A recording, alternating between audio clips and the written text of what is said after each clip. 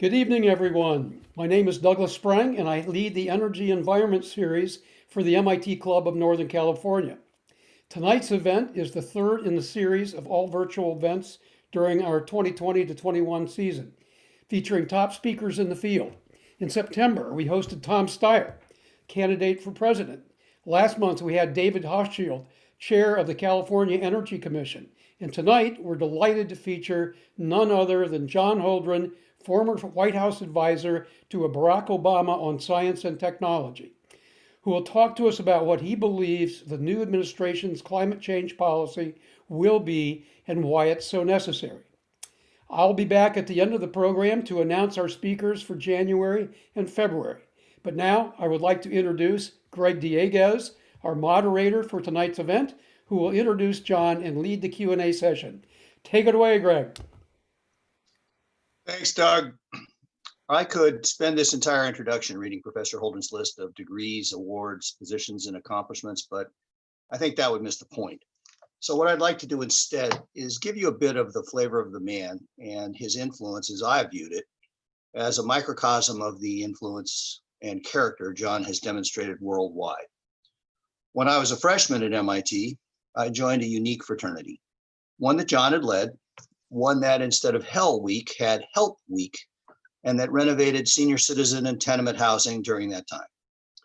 John had graduated by the time I joined, but I know dozens of people who were in the house with him, and I was able to gather a number of stories about John during his time as an undergraduate. Fortunately for John, I will not share all those stories tonight. However, there is one anecdote that I do have permission to share. At MIT, finals are a big deal.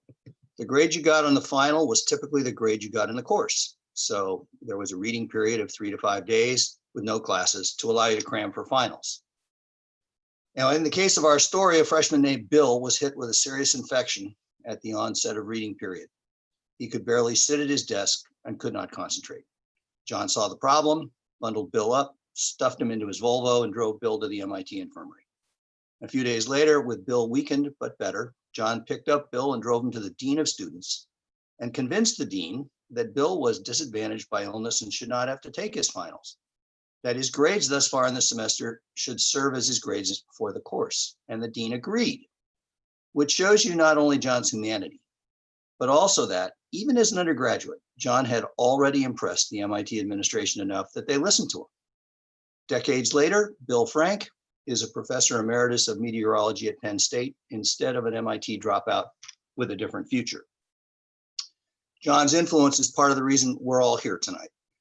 He wrote his first paper on sustainability in 1970, which I read, and which was an early influence on me and others, and led in part to my co-founding this clean tech program in 2003, which Doug Sprang has now grown to the largest alumni program of its kind. What other scientist has been able to work to achieve nuclear disarmament well enough to accept the Nobel Prize for his group's effort, win a MacArthur Prize, become an international prize winner for environmental science, and to serve for the longest tenure in history as the director of the White House Office of Science and Technology Policy? John melds scientific insight with real-world policy in a phrase, making science matter. And this is something we desperately need in 2020. John is an example of both brilliance and breadth, except for singing, where he drags down the entire choir. I hope you'll join me in virtually welcoming an outstanding contributor and human being, Professor John Holdren.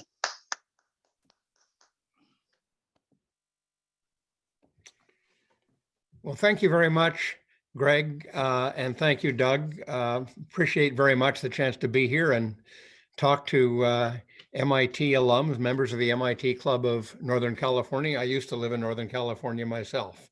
I'm going to share my screen here and get the presentation up here. Good. I hope everybody can see that. The topic tonight, as has already been pointed out, is climate change, and particularly the intersection of climate change science and policy. And tonight I have for you some good news, some bad news, but in the opposite order. I'll do the bad news first, then the good news, and finally what I expect the Biden agenda will be.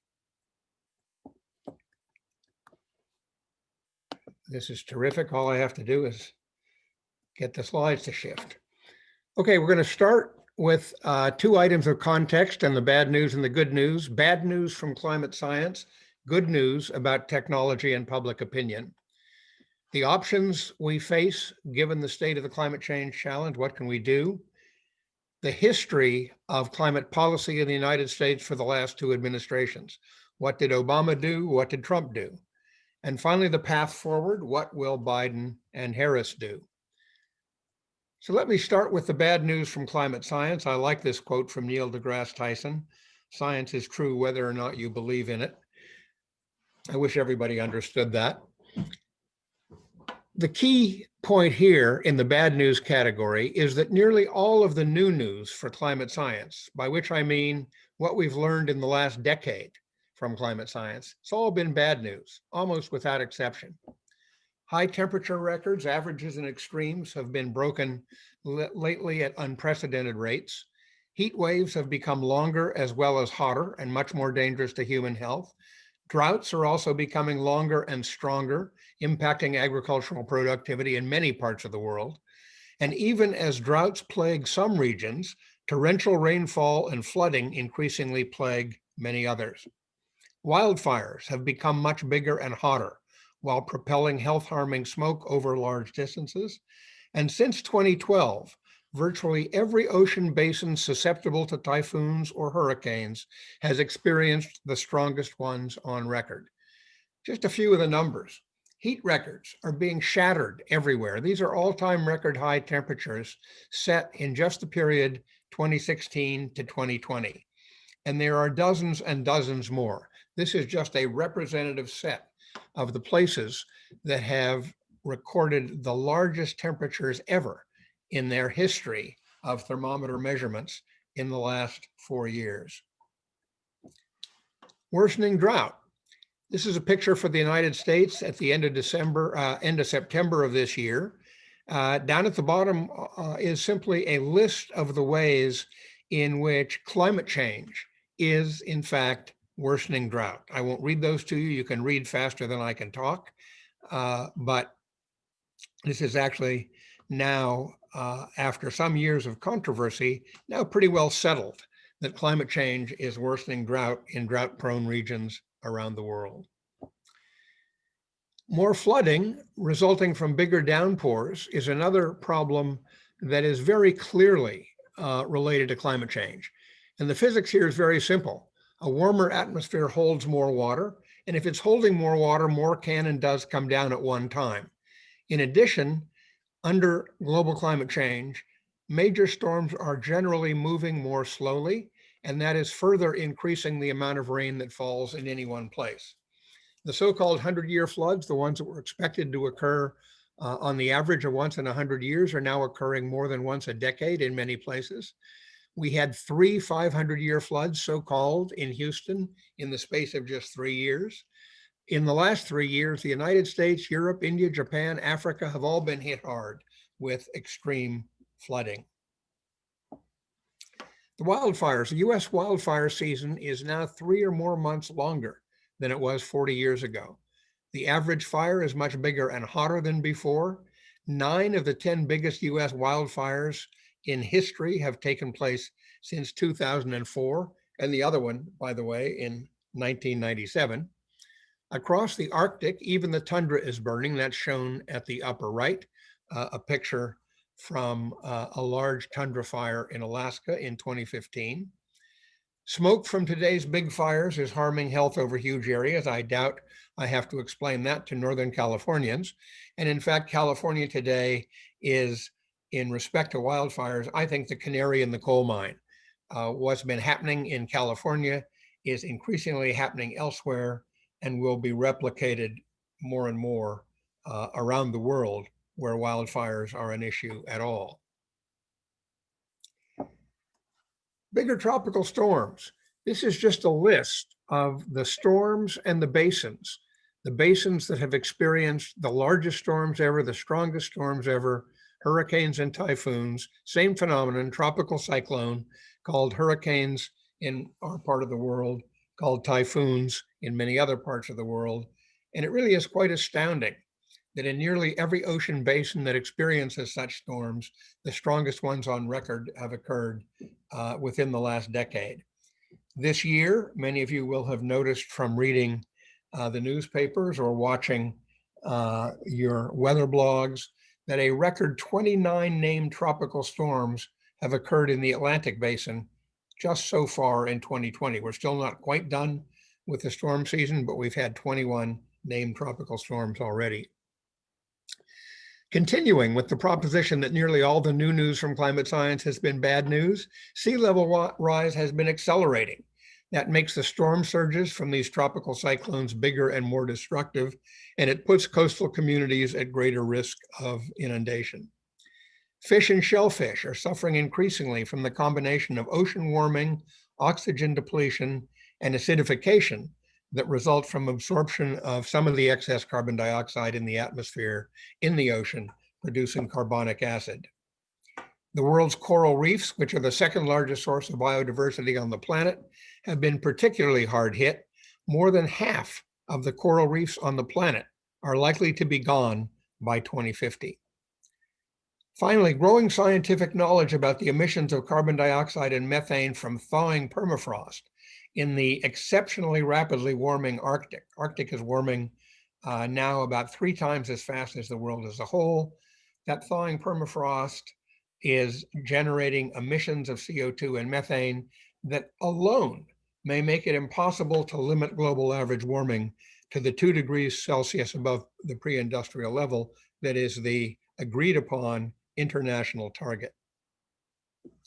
Just a picture of the accelerating sea level rise.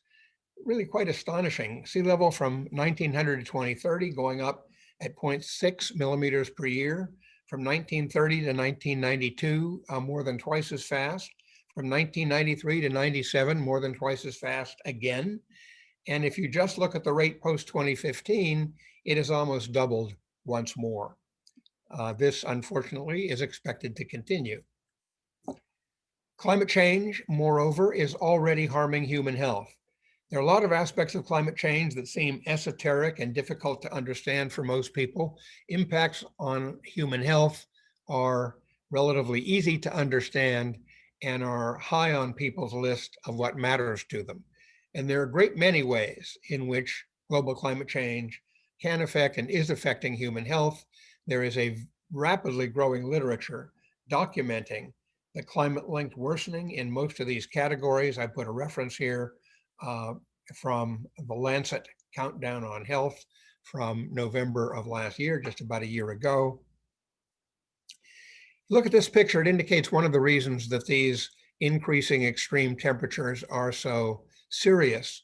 Wet bulb globe temperature is a concept that combines the temperature, the humidity, the wind velocity, and a few other factors together in a way that accurately models the risk of heat stroke to humans exposed to these temperatures. And you see in the lower left a diagram that shows not only are heat stroke and heat stress hazards, but the actual ability to do work outside goes down as the wet bulb globe temperature goes up. And what we are seeing in many parts of the world already, these are not future temperatures, these are temperatures that prevailed from 1980 to 2009. You're already in the moderate to high risk category in many parts of the world in the hottest month of the year. More and more, it's going to prove to be impossible to work outdoors, to work in construction, to work in agriculture, to work in fisheries at the hottest times of the year with enormous economic impacts. Again, not to mention the health impacts of people who try to work under these conditions and suffer heat stress and heat stroke as a result.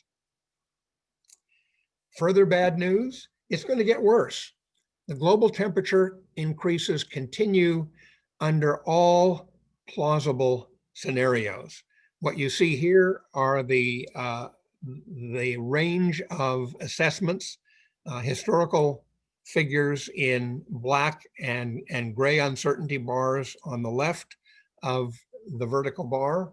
On the right, the range of IPCC scenarios from the lowest emission scenario, very aggressive efforts to rapidly reduce global emissions of heat trapping substances, up to the more or less business as usual scenario, the RCP 8.5. RCP stands for Reference Concentration Pathway.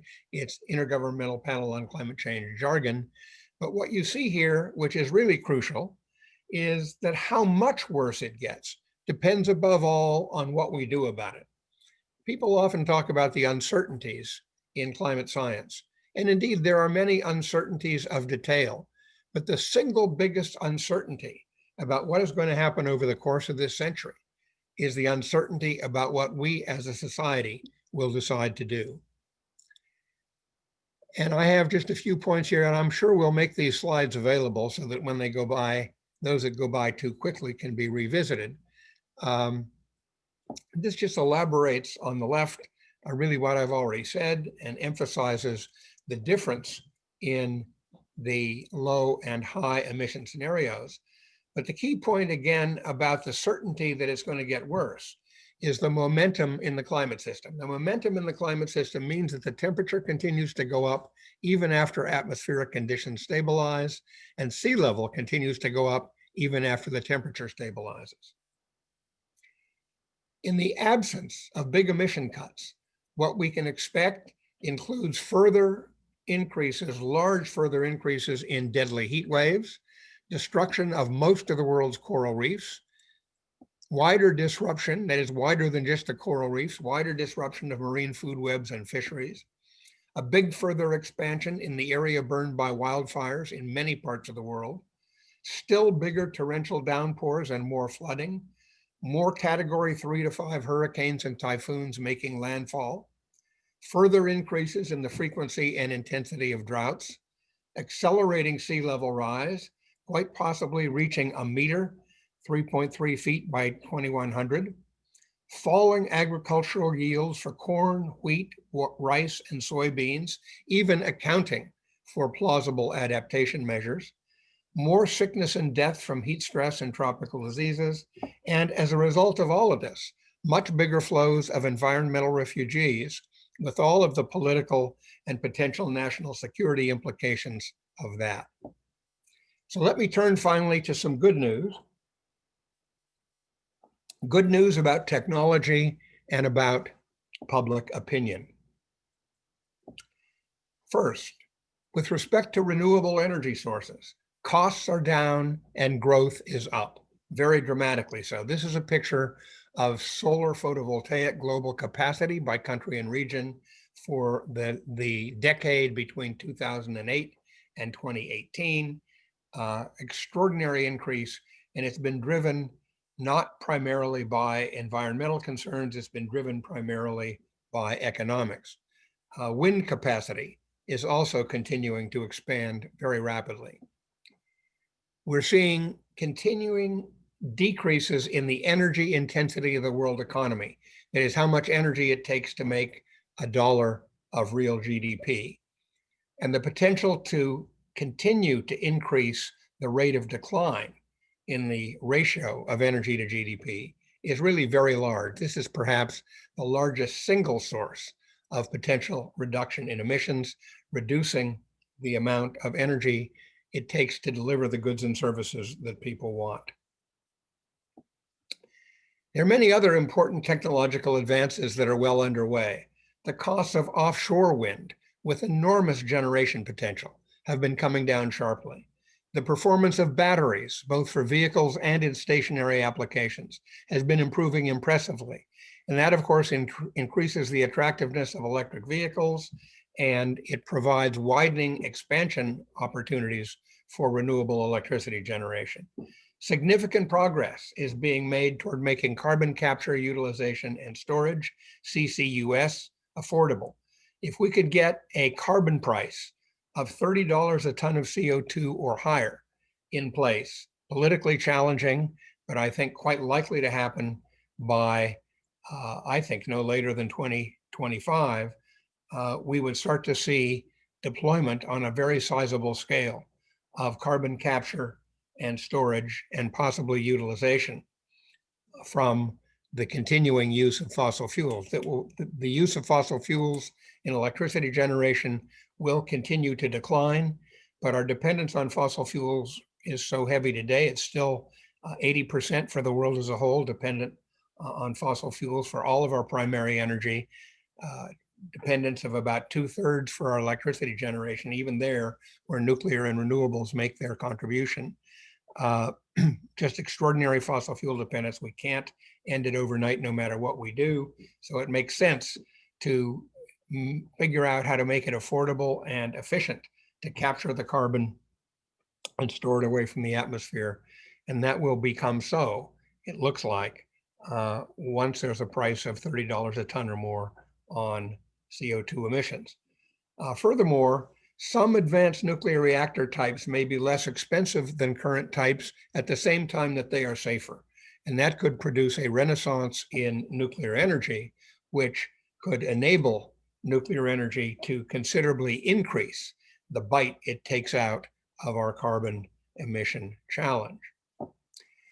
Another piece of good news is rising public understanding in the United States in particular. This has changed dramatically in the last 10 years. It is now the case that a large majority say climate change is either a major problem or a crisis. About 80% accept that human activity is driving climate change. In most other countries, by the way, the public is even better informed about climate change than in the United States. And a very recent poll shows that 4 out of the 5 people who voted for Joe Biden and Kamala Harris did so with a considerable emphasis on their climate change policies. This is really the first presidential election in American history where concerns about climate change have made a substantial difference. Let's look quickly at the options that we face looking at the climate change challenge. We really have only 3 options: mitigation, which broadly means measures to reduce the pace and magnitude of the changes in global climate that we're causing; adaptation, which means measures to reduce the adverse impacts on human well-being that result from the changes in climate that do occur; and the third option is suffering the impacts and social disruption that mitigation and adaptation fail to avoid. And the key point is we're already doing some of each. What's at stake is the future mix. We're already mitigating, we're already adapting, and alas, we're already suffering. If we want to minimize the future suffering, as should be the goal of policy, that is going to require maximizing both mitigation and adaptation. They are not substitutes, they are complements. Mitigation possibilities include, for sure, reducing the emissions of greenhouse gases and soot from the energy sector. That's the clearest, largest leverage. Reducing deforestation, increasing reforestation and afforestation, where reforestation means restoring trees where they once were. Afforestation means growing them where they never were. Modifying agricultural practices to reduce emissions of greenhouse gases and build up soil carbon. Some of these mitigation measures will be costly, but they will be less costly than unmitigated climate change. We might do some other things. We might scrub greenhouse gases from the atmosphere technologically. That looks like it will continue to have very high costs. We could ultimately become desperate enough to do it anyway. And there's geoengineering to create cooling effects, offsetting greenhouse heating. That suffers, however, from limited efficacy and from possible side effects. We might still do it if we become desperate enough, if our mitigation efforts fall short. Lots of adaptation possibilities as well, developing heat, drought, and salt-resistant crop varieties, strengthening public health and environmental engineering defenses against tropical diseases, preserving and enhancing green infrastructure, which means ecosystem features that protect against extremes, mangroves, for example, that protect against waves and storm surges. Preparing hospitals and transportation systems for heat waves, power outages, and high water. One of the most elementary adaptation possibilities that we learned about in the Superstorm Sandy event in New York City is You need to move your emergency generator in the hospital out of the basement and put it on the roof. Building dikes and surge barriers against sea level rise, avoiding further development on floodplains and near sea level, and retreating from existing low-lying infrastructure that is undefendable. The interesting thing about many of these adaptation possibilities is they're win-win. They would make sense in any case, even absent climate change. The fact is that there have always been storms, there have always been heat waves, there have always been droughts, and we've almost always been underprepared. It would make sense to invest more in preparedness, even if we didn't know that climate change is making these extreme events worse. How much mitigation do we need to avoid a disastrous degree of climate change? And by the way, there was for many years a discussion in the scientific community about what would constitute dangerous human interference in the climate system. The goal of the UN Framework Convention on Climate Change, agreed in Rio in 1992, was to avoid dangerous interference. And people argued for years about how to measure what's dangerous. When will we know dangerous is here? Well, I suggest that we've been experiencing dangerous for quite a number of years now in the kinds of impacts that I've already described. The community of nations agreed in 2009 on a goal of holding the increase in global average surface temperature to 2 degrees C above the pre-industrial level, but that's not because that would avoid dangerous. It was because it was the lowest figure that experts thought might be achievable. It's not safe. 1 degree C, where we are now, is not safe, as we can see by looking around us at the impacts that climate change is already having. 2 degrees will be much less safe, but it will still be safer than 3 and much safer than 4. And by the way, under business as usual, 4 is where we're heading. The adverse impacts already being experienced at 1 have led the hardest hit countries to argue, particularly effectively in 2015 in Paris, that 2 degrees C would be devastating to them, and the world should therefore aim for 1.5 degrees C. The October 2019 IPCC report on the 1.5 degrees C target underscored the correctness of that proposition, that 2 would be devastating, but they noted that the lower goal would require very steep emissions reductions worldwide, starting almost immediately. So what has been happening? Climate change research and policy under Obama and Trump. And you can see, of course, just in these 2 quotes, the rather drastic difference in the approaches of the 2 presidents to the climate issue. Climate energy nexus under Obama, he started by appointing a deeply qualified climate energy team. He appointed a Nobel Prize winner in physics to be his first term Secretary of Energy. He appointed 5 Nobel laureates in science altogether in the first tranche of appointments he made to his administration. He appointed 25 members of the National Academies of Science, Engineering, and Medicine in his first tranche of appointments to his administration. Nothing like that had ever happened before. There was $80 billion for clean and efficient energy in the Recovery Act, the first act that Obama managed to get through the Congress. There were hundreds of millions of dollars for the Advanced Research Projects Agency Energy, ARPA-E, and 5 new energy innovation hubs, basically partnerships between industry, national laboratories, and academia. The continuing annual budgets were constrained under pressure from Congress. You remember that period of great financial stringency, but energy and climate R&D were protected with great efforts from the Obama administration. The Obama administration imposed the first ever combined fuel economy and carbon dioxide tailpipe standards for light duty vehicles, and fuel economy standards for the first time for trucks. The first government calculation and use of the social cost of carbon, how much damage we expect to be done to society for every ton of carbon added to the atmosphere, expressed in net present value terms. The elevation of climate adaptation, preparedness, and resilience. There had been for decades a lot of interest in emissions reduction, in mitigation, much less interest in adaptation. In fact, some opposed it because they thought it would distract attention from the emission reduction goal.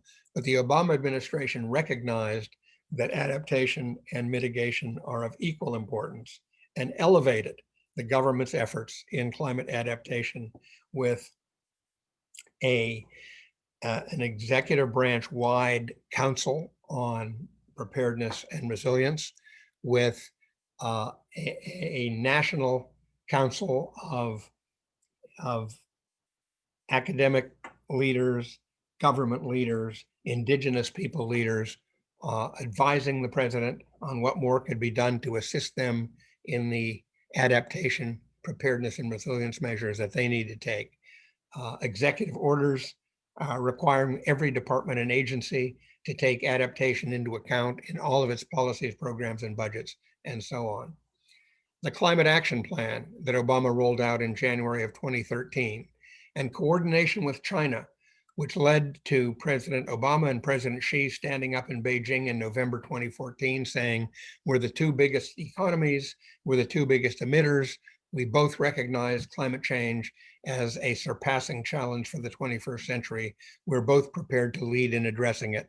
And it was really that condominium between the United States and China that made the Paris Agreement possible, the agreement in which 195 countries made commitments to reduce their emissions, and commitments were made by the industrialized nations to ramp up their assistance to less developed countries, to countries in need, so that they too could do what is required, not so much to reduce their emissions, since in much of the developing world, those emissions are already very low, but what they could do to build more sustainable energy systems going forward and to invest in adaptation. The Climate Action Plan, I'll run through very quickly. I'll just put the essence of it up here and you can read it. It had a mitigation component, mitigation in the United States. It had an adaptation in the United States component. I've already mentioned some of these ingredients. And it had an international component, international support for both mitigation and adaptation, leading, as I've already mentioned, to the US-China agreement and to the Paris Accords, partnerships and commitments for assistance on mitigation and adaptation, and mission innovation, announced at the beginning of the Paris meeting, led by President Obama, 20 countries altogether agreeing to double their government's expenditures on clean energy R&D over a period of 5 years. So what did Trump do? He appointed climate change deniers and wafflers to key posts. Mulvaney at OMB, Pruitt and then Wheeler at EPA, Zinke and then Bernhardt at Interior, Pompeo at State, Happer in the National Security Council. He rescinded virtually every one of Obama's executive orders on climate change. It seemed, and still seems, that his rescission of these executive orders, anything that had Obama's name on it, he wanted to rescind no matter how much sense it made. The Clean Power Plan, coal plant emissions, methane strategy, gone. Climate change adaptation, both US and international assistance on adaptation, gone. Social cost of carbon in government decision-making, gone. He, of course, announced just a couple of months after being inaugurated his intention that the United States would withdraw from the Paris Agreement, and he immediately stopped all measures that were being taken to achieve the commitments made by Obama at Paris. Formal withdrawal couldn't occur till November of this year because the terms of the treaty required a 3-year lapse between the time you announce your intention to withdraw and the time you do it. But effectively, US participation stopped the day that Trump announced we were going to withdraw because he stopped all the measures connected with that. He repeatedly proposed big cuts in energy R&D, in climate science, and indeed in other science and technology. And all of that stimulated an exodus of many of the federal government's most talented climate scientists and analysts, particularly from EPA, which has been hollowed out, from the Department of Interior, which has been hollowed out, and from the Department of State, which has been hollowed out of science and technology talent, but also of a great deal of its foreign service talent, which of course is needed to advance collaborative approaches around the world. So let's look finally and quickly at the agenda for climate science and policy in the Biden-Harris administration. And I love this quote from Jake Sullivan, who was the national security advisor to Biden when he was vice president and has played a big role in the campaign. Between fatalism and complacency lies urgency. What do we need now? We need a massive program of technological innovation on clean energy and energy efficiency, a program that features partnerships among nations, government agencies, firms, and universities, and including a wide variety of specific focuses. I mentioned some of the most important ones here.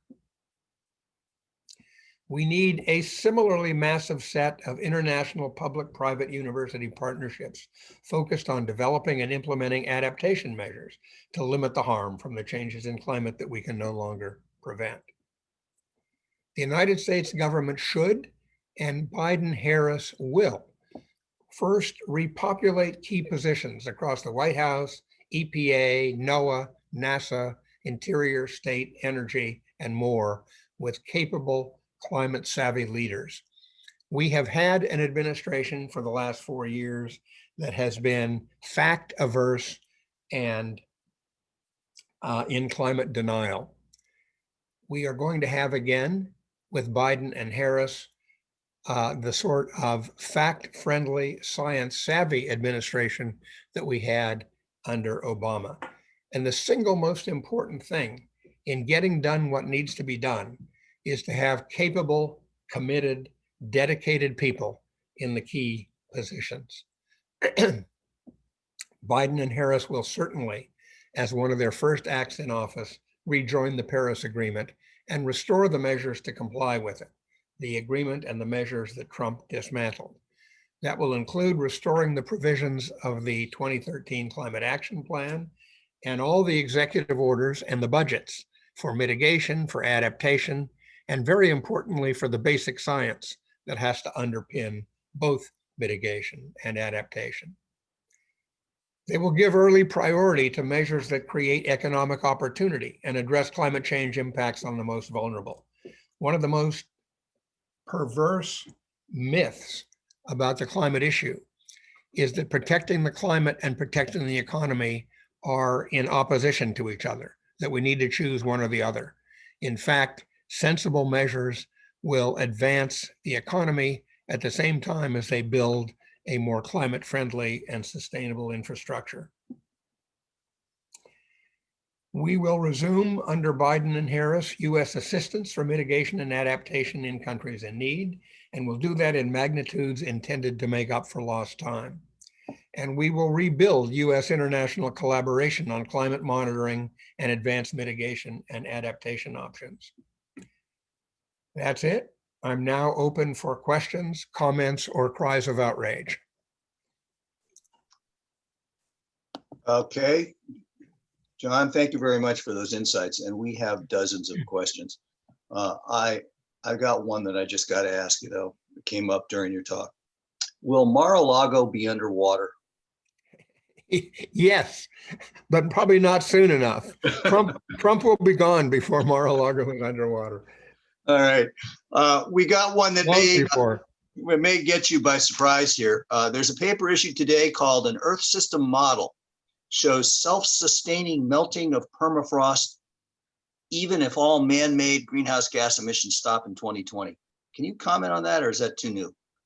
Well, I haven't seen that particular paper, but I do spend a fair amount of time looking at the permafrost issue.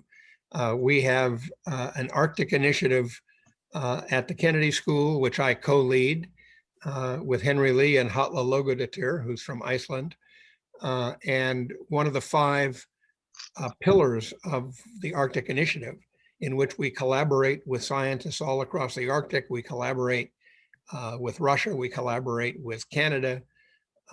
One of the pillars is trying to understand just how fast the permafrost is thawing, how much carbon that has been stored there in many cases for tens of thousands of years is being decomposed and released as carbon dioxide or methane. We're trying to understand how much of each. Methane, of course, is much more potent per molecule as a greenhouse gas than carbon dioxide is. And unfortunately, the literature of this problem is another one where all the new news is bad news. If you look at just the last 3 or 4 years of findings published on permafrost, it's looking worse and worse. every new finding establishes a new mechanism by which the emissions are increasing faster than was previously expected. The conclusion that we had already reached in our own work with our various partners is that it is quite likely that thawing permafrost will produce such a big addition of carbon dioxide and methane to the atmosphere as to make the 2-degree target unattainable, no matter what humans do. Again, I'll have to look at this new paper, but it sounds like it's in the same direction. Of course, every new paper, it doesn't necessarily mean you have to change your views. A new paper has to withstand the scrutiny of the wider community. It may have gotten through a small panel of peer reviewers to get in the journal, but ultimately it's the scrutiny of the wider community that determines in the end whether the new result will stand or not. So I would undoubtedly be premature if I just read the paper and gave you an immediate verdict, but everything else has been moving in that direction is all I can say. Okay. Now, over the years, I watched some of your semi-humorous exchanges with people like Jim Inhofe, I'm pronouncing it right, of Oklahoma, among other elected officials. And so the question is, what can be done to motivate some elected officials whose real constituency seems to be the fossil fuel corporations in their states to vote for money and policies to combat the climate crisis? Okay, I'd make a couple of points on that. One is historically the fossil fuel industry has been a regressive force. Many of the major fossil fuel companies have lobbied and produced misleading public statements to suggest that the climate change problem was either not real or not very important. But that has been changing. And one sees more and more fossil fuel companies, along with a large chunk of the private sector, coming to understand that their businesses will fail if they do not adapt to the reality that we are changing the climate and that we have to slow the pace at which we're changing it. The recently announced changes in BP's business plan are an interesting example. So I think, first of all, that the stark reality of climate change is sinking in on a larger and larger fraction of the world's population, including the people who run the world's businesses, and within that, the people who run the world's fossil fuel companies. I have interacted with many heads of fossil fuel companies over the years, and the trend is quite striking. The trend in the leaders in that industry understanding that they will either change or they will fail. And I think that's going to be immensely important. What's happening in substantial part is not that the scientists have become particularly more effective at communicating what's happening. It's that people are looking around them and seeing what's happening. They're seeing in their lives more heat waves, more droughts, more floods, more wildfires, bigger storms, more category 3 and 5 hurricanes making landfall. They're seeing it on their TV sets. They're reading about it in their newspapers. It's a different world. And you have a much better effect in terms of changing public opinion if you don't just have theories about what's going to happen, but have actual experience about what is happening. Okay, I could send you pictures of my town at 11:30 in the morning with the wildfires, where all the night lights on every house and street pole were on because of the wildfire smoke. So this is a compound question. It would appear there's a trade-off in policymaking between the mitigation and the adaptation in terms of finite amount of money. And so the question is two-part. What's the proper mix? And are there current design standards for infrastructure resilience that are sufficient to price the real cost of adapting to climate change now, and thus motivate the proper investments in mitigation? In other words, when people realize how much it's going to cost.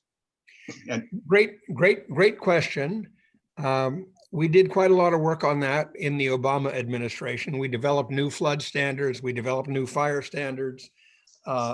We worked with the insurance industry very closely. We had multiple meetings in the White House with the leaders of the insurance industry, not just from the United States, but around the world. We had Munich Re and Swiss Re, the big reinsurance companies who were in 1988, the first major corporations to start running ads saying it was time to do something about climate change because they had seen the damage in their claims. The key point, I think, is, first of all, for people to recognize that money spent on cleaning up the energy system or building adaptation, preparedness, and resilience against climate change is not money down a black hole. It's just a societal decision about how to spend its resources. And it produces jobs, it produces wealth, just as the environmental cleanup industry in the United States, just conventional air and water pollution, is now a $300 billion a year industry, employing a lot of people and making people around the country healthier.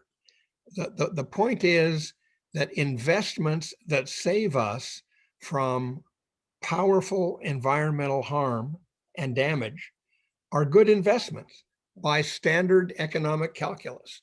They save more money than they cost. And, you know, for a long time in the climate change debate, we've been afflicted by this tendency to talk only about the cost of adaptation, the cost of mitigation, without talking about the cost of not doing it. And every serious study that I know of that compares the cost of investing in these technologies and approaches to both mitigation and adaptation end up showing that the damages averted are much bigger than the money invested to avert them. That means it's an economic bargain, and that's something that people have got to become aware of, that it's not enough just to look at the cost, you have to look at the benefit. The question of how much adaptation versus how much mitigation is a question, I think, of where the opportunities are.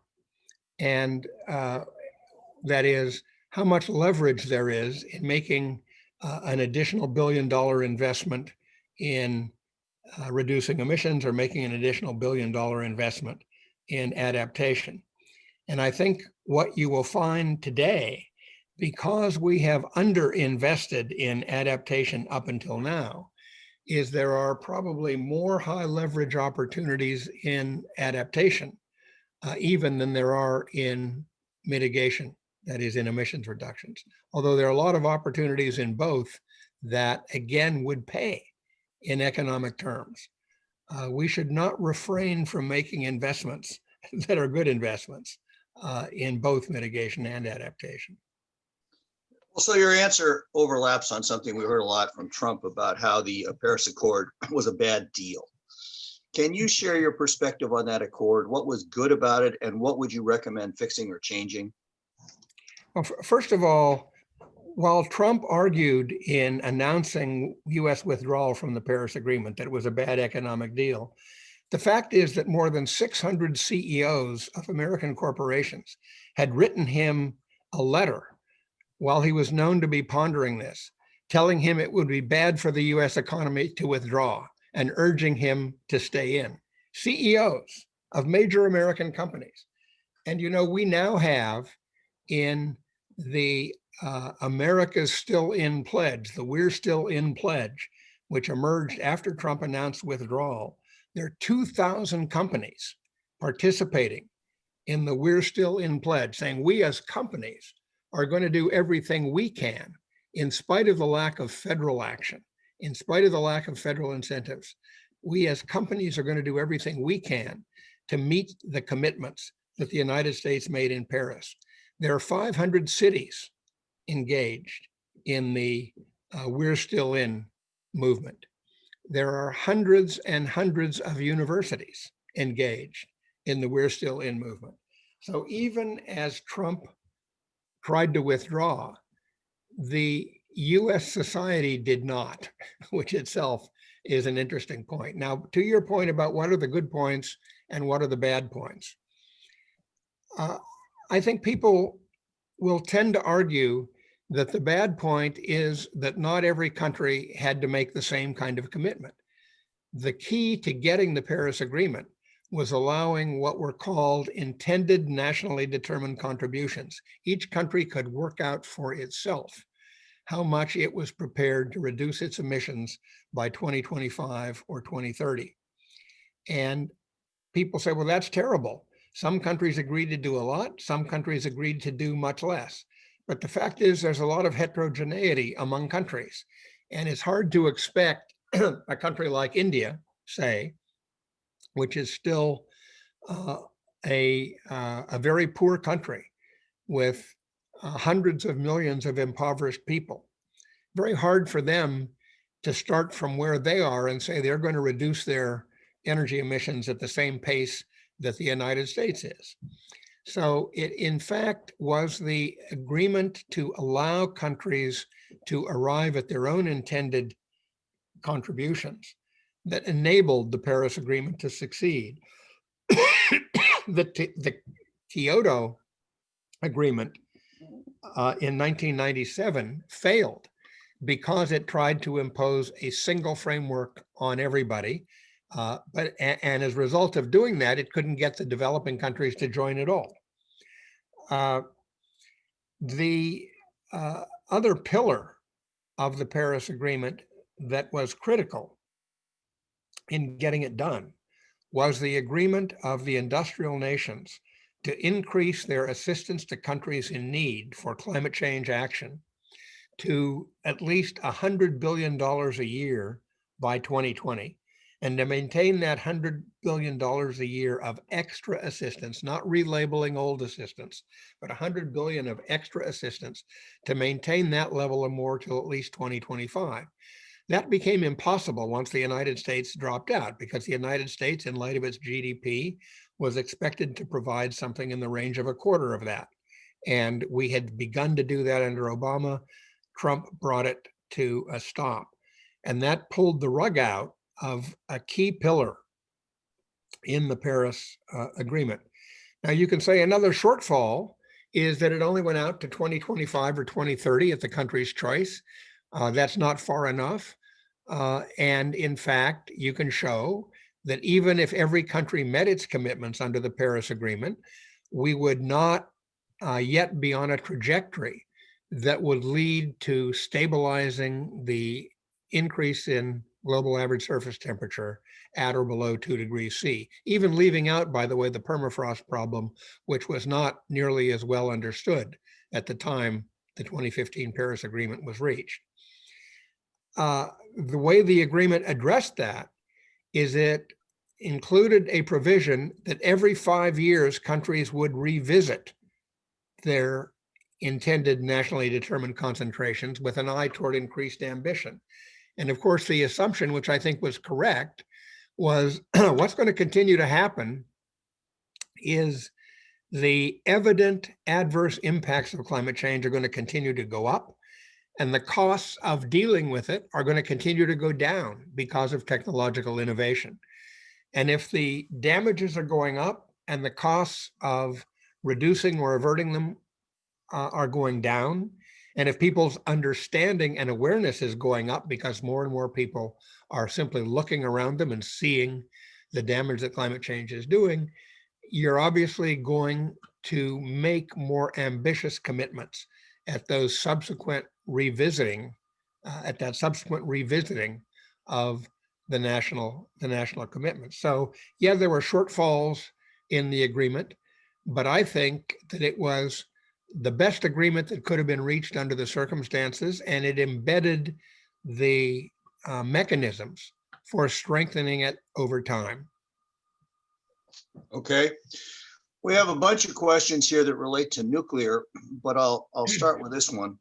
Wind and new nuclear are both zero carbon, but they're impeded by kind of NIMBY, not in my backyard. What does it take to build popular support for those energy options and for things like thorium-based atmospheric pressure molten salt modular reactors in particular? I'm not sure I know what that is, but basically, what future do you see for carbon-free nuclear power, and what's the path to achieving it? Okay, I answer that in a couple of ways. First, I say It will certainly be easier to address climate change effectively if we can get an expanded contribution from nuclear energy to do it. Today, nuclear energy provides about 20% of US electricity. It does it without emitting carbon dioxide. In the world as a whole, unfortunately, that number is now down to about 10%. It used to be 17 in the world as a whole. It's been going down in the world as a whole. Not so much because plants are being retired, and even not so much because not many new plants are being built, but simply because electricity use has been steadily expanding and the nuclear sector has not. How do we turn that around? I think 4 things would be necessary for nuclear energy to take a big bite out of the climate change problem worldwide. First of all, we have to make it cheaper. Nuclear energy has been simply too expensive. Operating costs are low, but the construction costs are very, very high. And it simply cannot compete. It can't compete with coal, virtually any place in the world, can't compete with natural gas in any place that has a lot of natural gas. And with the dropping prices of wind and solar, it can't compete with those either. Of course, nuclear energy is a baseload energy source, a baseload electricity source. Wind and solar are not. But the way things are going, with storage getting so much cheaper, even wind and solar with storage will before very long be cheaper than nuclear power plants. We actually have a fair number of insights, a fair amount of understanding about how to make nuclear cheaper, but it has to be done. Secondly, it has to be done in a way that doesn't make it less safe. I think the most modern current reactors are safe enough in the sense that the chance of a major release of radioactivity, at least under natural hazards and human error, is very low. The biggest thing you have to worry about, I think, with the most modern nuclear power plants today is sabotage, terrorist attack, military attack in war. But if you're going to envision a world with, instead of the roughly 400 electrical gigawatts of nuclear power that exists in today's world, of which almost 100 is in the United States, if you're going to envision instead of that 2,000 nuclear reactors worldwide, you better make sure they're at least as safe as today's best. And so you got to figure out how to make them cheaper while not making them less safe, and preferably making them more safe. I think that can be done technically. Whether we'll be wise enough to invest in doing it remains to be seen. Third thing that has to be done, we have to find an approach to radioactive waste management that satisfies not only the technical community, but satisfies the public. I think it can be done technically without question. I actually think that radioactive materials are much less dangerous once they're buried in the ground, even in a relatively bad geologic site, than they were when they were above ground in a reactor, a spent fuel pool, or a reprocessing plant. I think from a technical standpoint, radioactive waste management is not the long pole in the tent, but persuading the public of that is going to be difficult, in part because mistakes have been made in nuclear waste management to date, and they've been made around the world, and that tends to make the public wary. You mentioned the issue of NIMBY, not in my backyard. That has been particularly powerful in the case of radioactive waste management. In France, almost 30 years ago, I was invited by Électricité de France, the national electricity generating company, to come to France and consult privately with them, along with one expert each from Germany, England, Canada, and Australia, as to how our countries had screwed up nuclear waste management in hopes that the French authorities could avoid making the same mistakes. And the interesting thing was, what got Électricité de France interested in that, they had never had protests about nuclear energy in France until they started making measurements and doing drilling in specific locations with the expectation of choosing the best ones as radioactive waste repositories. As soon as people saw that there might be a radioactive waste repository in their backyard. Even in France, they started to protest. But the other thing I'd say about NIMBY is that it is afflicting everything. It doesn't just afflict nuclear energy. It's afflicting siting wind power. It's afflicting siting photovoltaic power. It's afflicting siting transmission lines. In fact, in my own talks, I often use, instead of NIMBY, the term banana. Banana stands for build absolutely nothing anywhere near anybody. And you know, we partly have to do some education of people that if you don't do anything, you won't have any energy. You got to build something, and you got to put it somewhere. You know, people require a little more education. This is, of course, not true of MIT grads, but people in general, too many of them think that electricity is produced right behind the socket in your wall. They don't understand what an immense and complicated and expensive system is required so that when you plug something in, there's electricity there. That's going to be an education problem. The fourth thing we have to do with nuclear energy, if we want it to expand worldwide, is we have to weaken the links between spreading nuclear energy technology and spreading nuclear weapon capabilities. That too is complicated, but that too can be done. We don't worry about that in the United States because we already have lots of nuclear weapons. Nobody's worried that we're going to use nuclear energy to get more. But in countries that don't have nuclear weapons, there is a serious concern that nuclear energy capabilities can be used to acquire nuclear weapons capabilities. That's what we worried about in Iran. We worried about it before in a number of other countries, sometimes with reason.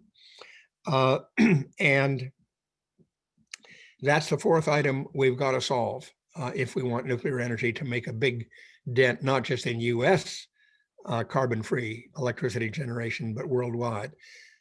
Again, I think all of those issues, all of those four problems can be solved. Whether we will be smart enough to solve them is, in my view, an open question. Okay, that was a good answer. We have a number of questions here, basically expressing concern about whether Biden can actually restore things like the EPA and get enough done without control of the Senate. Do you have anything you would say about our ability? The short answer is I think he can. And the reason is there is a tremendous number of very talented people eager to take positions in a Biden-Harris administration, in the EPA, in the Department of Interior and State and DOE, in NOAA, in NASA. I mean, my own email is stuffed with messages from people I've met over the years saying, can you help me get a job in the Biden administration? I think they're going to have no trouble hiring good people, and most of them are not going to need Senate confirmation. And for that reason, even without the Senate, Biden is going to be able to restore the level of science and technology competence in many of these agencies that have been hollowed out in the past 4 years. The other thing I would say is that Biden is a collaborator. He's a compromiser. He's been making deals in the Congress for more than 40 years. He knows how to work with Republicans. And I think once the poisonous atmosphere that has surrounded the Trump administration is gone, that we will see, even among the Republicans in the Senate, a much more collaborative stance, a renewed determination to get things done together. I think that's going to be Biden's mantra. And my own view is that it's going to be quite successful. That's not to say I'm a Pollyanna. There are going to be bumps in the road. There are going to be difficulties. You know, I don't know if Biden is going to be able to get confirmed all of the people he wants to get appointed to Senate confirmed positions. But I do think we're going to see a more cooperative, collaborative Congress than we've had in the last 4 years. All right, so I won't be sending you my resume then, because you've got enough emails.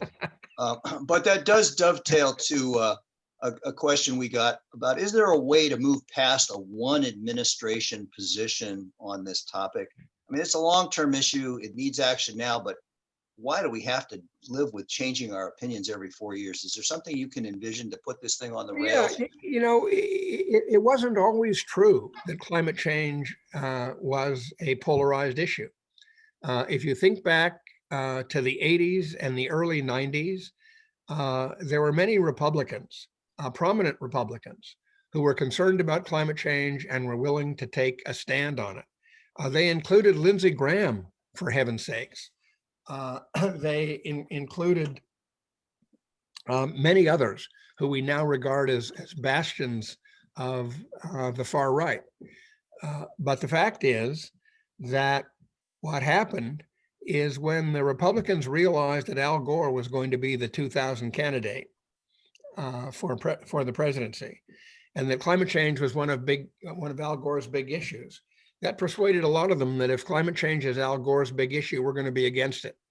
And the other thing that happened was a Republican strategist named Frank Luntz wrote a memo to the Republican leadership around the year 2000 saying the following. He said, if the public ever comes to believe what scientists are saying about climate change, they will embrace a regulatory regime, which all good Republicans will hate. Republicans have always had as a position that the United States overregulates, and the idea that the only way to deal with climate change is a large increase in regulation has turned Republicans off. But again, I think with the evidence mounting, number one, that climate change is real, happening, and already doing harm. And number two, now that more than 70% of the American electorate accept that climate change is real, doing harm, and caused by humans, the Republican position is going to change. And we're not going to depend so much on Democrats winning election in order to have climate change consistently addressed on the national agenda. John, I've got 36 new questions here, but I know we don't have time for that. And so I apologize to our very intelligent and informed audience. One theme that's come out several times was, what can I do as an MIT graduate or as an individual to help encourage science-based policy development, combat climate change? Do you want to, I know you've spoken on that a little before, but you want to comment?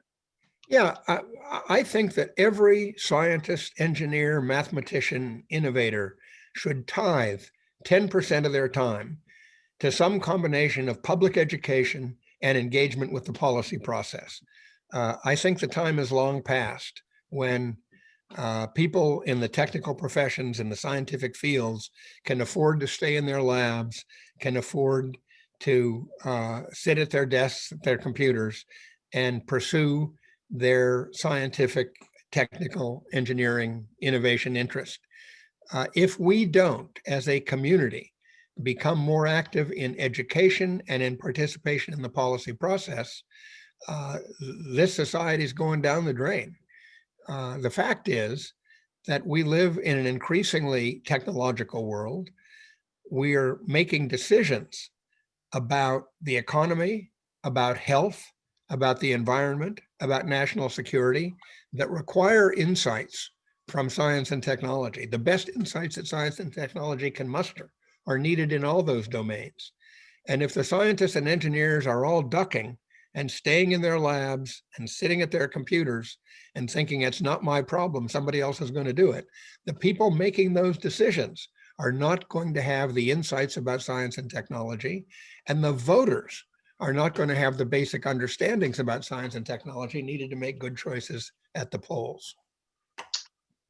Understand, and I almost hate to bring it up, but to the point you just talked about, we've got a question, one fellow saying, given the small fraction of CO2 in the atmosphere, it seems physically impossible for a tiny trace gas to cause this issue, etc. You know, he wants an explanation on that. I don't know what that might take longer than the available time, but let me just say a couple things about it. First of all, the oxygen and nitrogen that make up the vast proportion of the gases in the atmosphere are not radiatively active. They don't have the characteristic that water vapor and carbon dioxide and methane all have, which is that they are largely opaque to incoming solar radiation, to shortwave radiation. Largely transparent to the incoming solar radiation and largely opaque to the outgoing infrared radiation. They act like a thermal blanket. And we can be happy that that's true. Without the natural concentration of greenhouse gases in the atmosphere, the world would be too cold to support life as we know it. The existence of those gases before humans started to fiddle with the proportions were enough to raise the temperature of the earth from well below freezing to well above the average temperature of the earth, and made it a habitable place for us and for most of the other organisms that inhabit it. But what we've done is we have increased the concentration of carbon dioxide in the atmosphere by 45% since pre-industrial times, 45% increase in one of the radiatively active gases that is in combination, the water vapor, the carbon dioxide, and to a lesser extent, the methane, are hugely influential in determining the surface temperature of the Earth. That was figured out, by the way, in the mid 1800s. It was 1824 when Fourier figured out that the Earth is warmer because of the composition of the atmosphere. It was the 1850s when a couple of people, including a woman, figured out that carbon dioxide was a key to that warmer surface temperature. In 1895, a chemical engineer named Svante Arrhenius figured out that on the back of a small envelope, that if we doubled the atmospheric concentration of carbon dioxide, the average surface temperature of the Earth would go up by 5 degrees Celsius. Well, in fact, the best current estimate is a little over 3. That was pretty good for 1895 on the back of a medium-sized envelope. For Arrhenius to have figured out that doubling the pre-industrial concentration of CO2 would do that. And again, we're now halfway there. We have increased the pre-industrial concentration of CO2 by 45%. And because of the other radiatively active gases, methane included, that we've been adding, nitrous oxide is another one, we are well over halfway to the point that Arrhenius was worried about in 1895.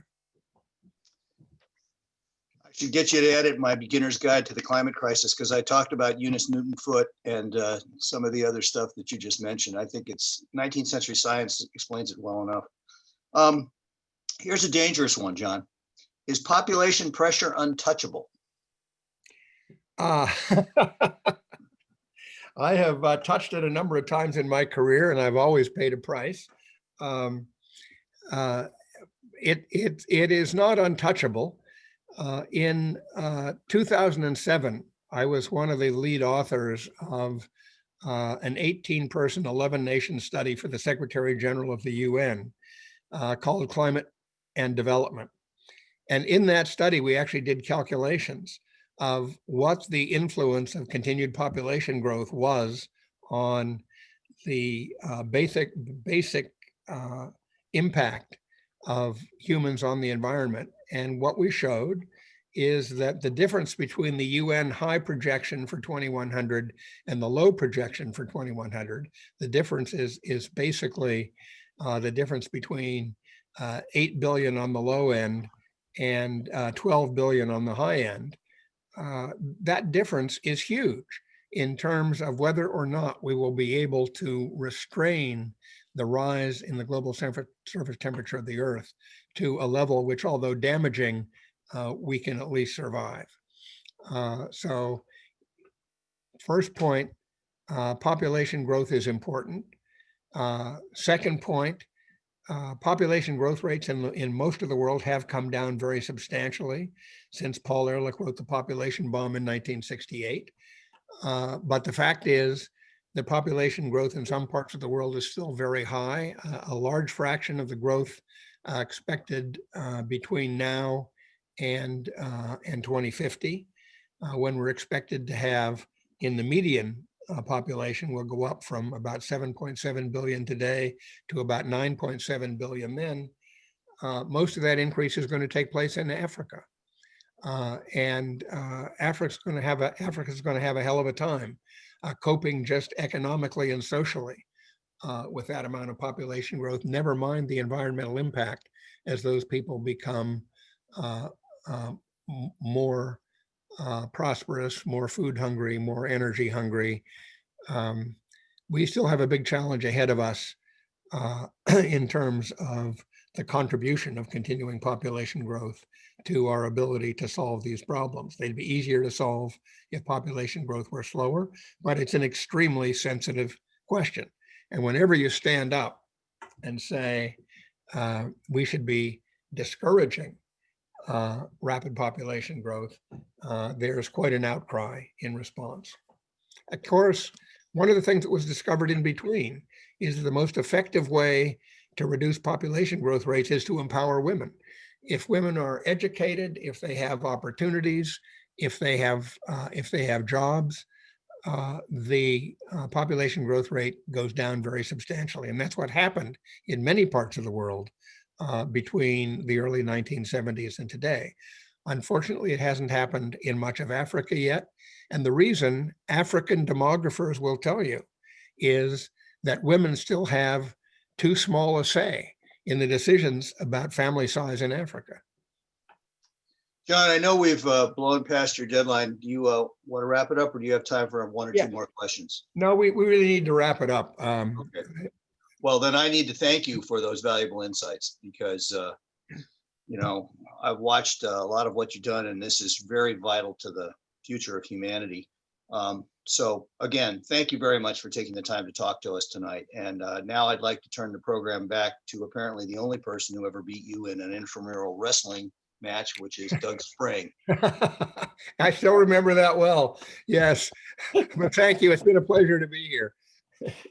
Well, John, it was a tremendous pleasure to hear you speak and answer all these questions and everything. So thank you so much for all of that. And Greg, terrific job as moderator and also working with John and making this all possible. We really owe both of you a great sense of gratitude, and thank you so much for making this third event in our series so successful. I'd also like to do real quickly some upcoming events, both of which are going to be relevant to some things you heard tonight. One is we're going to reprise Ben Santer. We had a live performance by him about 1.5 years ago, but Ben is a really key climate scientist at Lawrence Livermore National Labs. He was on the IPCC panel that declared that that climate change was real and it was caused by human activity.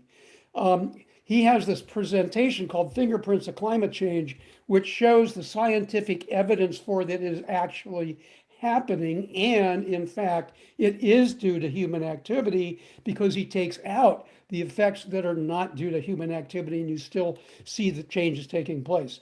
This is really a great presentation, and I hope you all can make it out in late January on Tuesday, the 21st. Let's just add my endorsement. He is terrific. Ben is superb. Thank you, John. Thank you. The other one, and now this is going to be more interesting. John did mention geoengineering in his talk. David Keith, who's also a professor at Harvard, is really been quite a proponent for solar geoengineering, and yet this is a very controversial subject. Nevertheless, David's going to talk to us on Thursday, February, that should say 18th, but it is the 18th. And I'm really looking forward to hearing what he has to say, although, as I said, it's a very controversial subject. At any rate, we want to thank you all for being here this whole time and giving us your attention, and we really appreciate your interest in the club's activities. Doug, could I just say about David Keith, he is also terrific. He's very smart. He sits 3 doors away from me. We're in the same departments together, both at the Kennedy School and the School of Engineering and Applied Science. He's a little more optimistic about geoengineering than I am, but we both agree it does need to be investigated. Right. And that's another great talk for everybody to attend. Yeah, really. And I think this is the thing, is that this is part of how we educate ourselves. Because as you said earlier, John, it may get to the point where we have to take on some of these things that have more risk associated with them But on the other hand, they might actually bail us out from a very untenable situation. And that's the reason why just learning more about it is a good thing. So, Absolutely. so thank you again, John and Greg. Really pleasure. appreciate this. John, get yourself a good night's sleep. You've earned it. So long, everybody. Thanks again.